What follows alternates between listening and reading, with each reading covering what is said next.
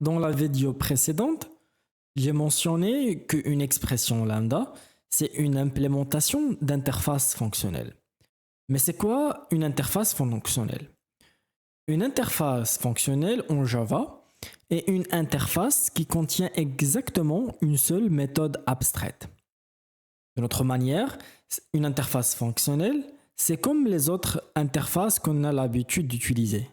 Sauf la spécificité de cette interface fonctionnelle, c'est que il contient une seule méthode qui est abstraite. Elle sert de contrat pour une action ou un comportement unique puisqu'il contient une seule méthode que l'on peut ensuite implémenter notamment via une expression lambda.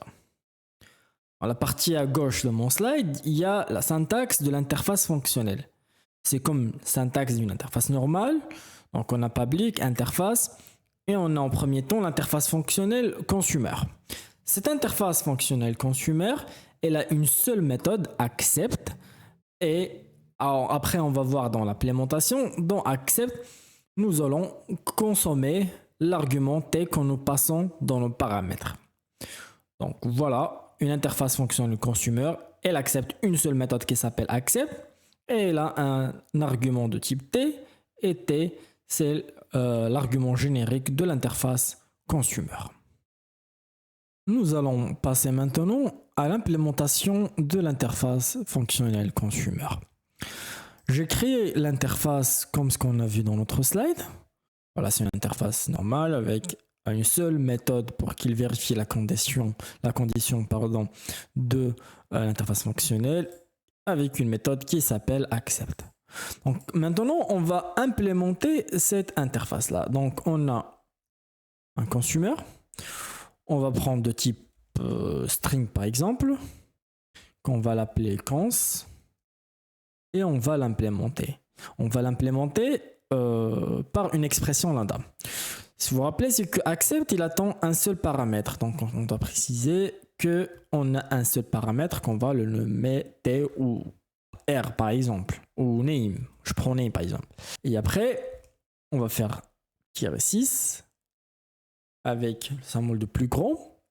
Et on va procéder maintenant à écrire le corps de la fonction. Donc qu'est-ce que on veut de la fonction qu'il fasse? Donc par exemple, dans mon cas, je veux que accept, je lui donne un paramètre et elle affiche, je donne un nom, pardon, il affiche le nom. Et donc là, je vais procéder à faire un système .println de nom. Voilà. Donc, et comment je peux exécuter cette expression lambda que j'ai déclarée? Donc, je vais prendre mon exemple de un prénom Ismaël par exemple, un string. Et après, ce qu'on va faire, c'est qu'on va faire appel à const. Derrière qui va être notre objet. Et si vous vous rappelez qu'un consumer, il a une seule méthode qui s'appelle accept. Donc, point, il va me proposer accept. Et là, je peux passer mon paramètre prénom. Et on peut l'exécuter maintenant.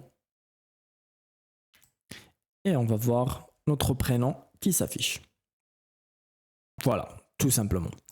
Donc, qu'est-ce que nous avons fait? C'est que nous avons implémenté cette interface, parce qu'il contient une seule méthode. Nous avons implémenté cette méthode d'interface fonctionnelle via l'expression lambda. Et puisque l'interface ne contient qu'une seule méthode, c'est pour cela qu'on dit que les expressions lambda, il implémente toute l'interface fonctionnelle.